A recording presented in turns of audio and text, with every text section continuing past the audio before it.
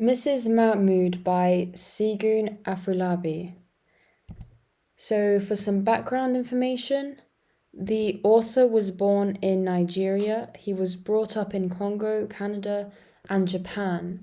So, this indicates that he is therefore well aware of the idea of being rootless and disconnected from one's heritage. In 2007, many parts of the westernized world saw peaks in migration, which this story explores to some extent through the inherent lack of satisfaction that the main character feels with his life. The deeper meaning. The lack of deep connections leads to dissatisfaction, as seen in Mr. Mahmood, who is full of regret. He could have advanced in life if he had not given up so easily and was able to accept failure. Themes. So we have the theme of escape. Sometimes Isabel and Mr. Mahmood take a drive through the city. Both have lived in many other places and have gotten used to learning to live a different life. However, this moving from one place to another ultimately leads to dissatisfaction through a lack of deep connections.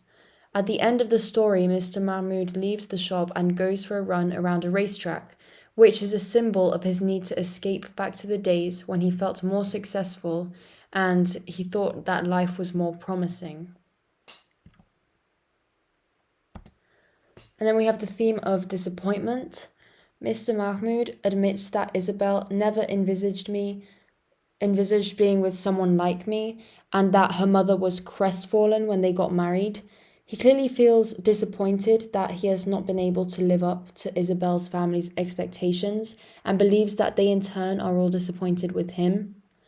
However, we get the sense that this is all in his head and that he is full of self-doubt and critical thinking, as we only hear these negative thoughts from him. We don't hear anyone else's point of view. So we do get the sense that he's just being very self-critical, which leads us to the next theme of self-criticism.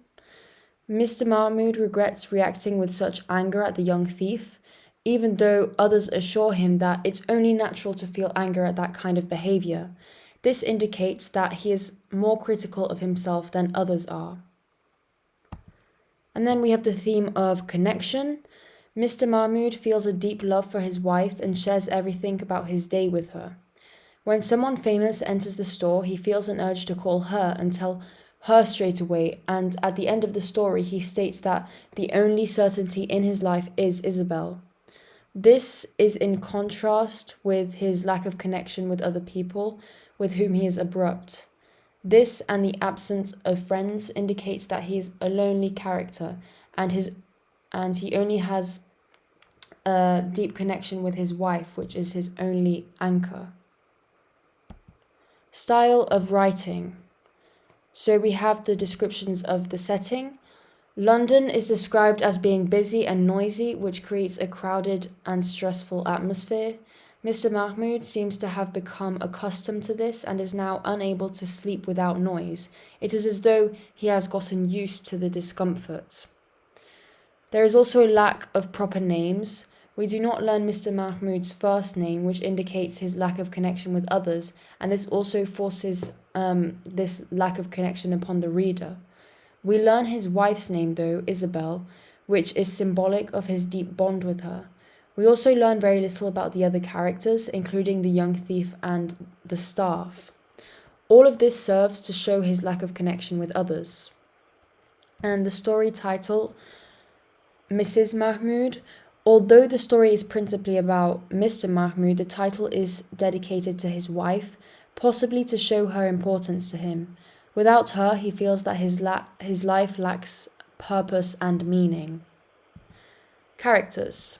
So the central protagonist is Mr. Mahmood. He is a very serious character who has very little fun. He gets caught up in his day-to-day obligations and does not push himself to achieve more. This causes him to feel a deep sense of regret over his lack of success and causes a desire within him to escape back to the days when he was an achiever. He also struggles to make deep connections with anyone apart from his wife, whom he loves dearly. And then we have Mrs. Mahmood.